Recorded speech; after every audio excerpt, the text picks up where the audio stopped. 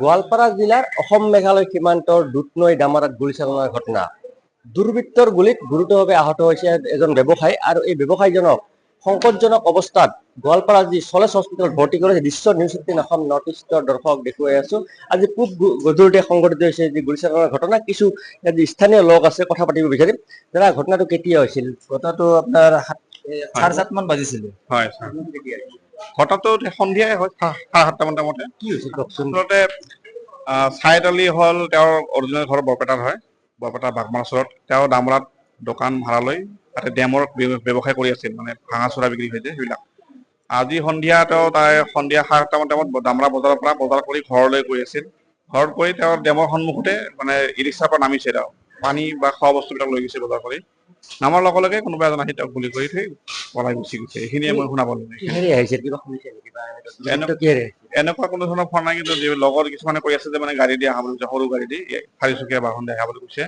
আৰু এনেকে গুলি কৰি মেঘালয়ৰ পিনে যাব গাড়ীখন লৈ গুচি গৈছে। অৱস্থা কেনেকুৱা? এতিয়া তেওঁক এনে প্লাষ্টাৰ কৰিছে, কিন্তু সংকটজনক অৱস্থা। এতিয়া অতীত সোমাইছে, আমি এতিয়ালৈকে খবৰ পোৱা নাই কি হৈ আছে। গুলি সোমাইছে বুলি কৈছে। তেওঁৰ 2টা গুলি বুকুত লাগিছে, এটা হাতত লাগিছে, এনেকে পাইছো খবৰ। বুকুত গুলি লাগিছে? বুকুত লাগিছে, এটা পেটত লাগিছে, এটা হাতত লাগিছে। এনেকুৱা ধৰণৰ ঘটনা সংঘটিত হ'ব পাৰে। খুব দুৰ্ভাগ্যজনক।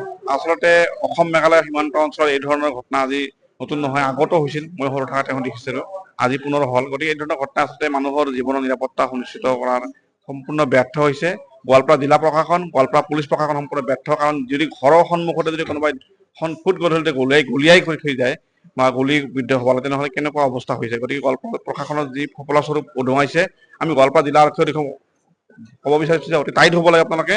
আৰু এই ধৰণৰ যাতে এই ঘটনা কোনে সংঘটিত কৰিল, অসম মেঘালয় সীমান্ত অঞ্চল ডামৰা অঞ্চলত যি গুলি ঘটনা হ'ল, এই দোষী কৰায়ত্ব কৰি উপযুক্ত শাস্তি প্ৰদান কৰাৰ দাবী জনাইছো।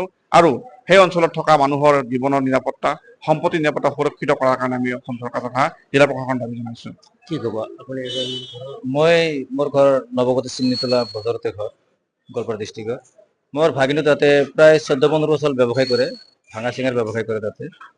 আজি সন্ধিয়া ঠিক তেওঁ ডামৰা বজাৰৰ পৰা বজাৰ কৰি লৈ ই ৰিক্সাৰে গৈ মানে ৰুমৰ সন্মুখত পাইছেহি মাত্ৰ, দুৰ্বৃত্ত দলটো আহি দেখাৰ মতে এজনে নামিছিল গাড়ীৰ পৰা, বাকী আৰু আছে নেকি গম নাপাওঁ।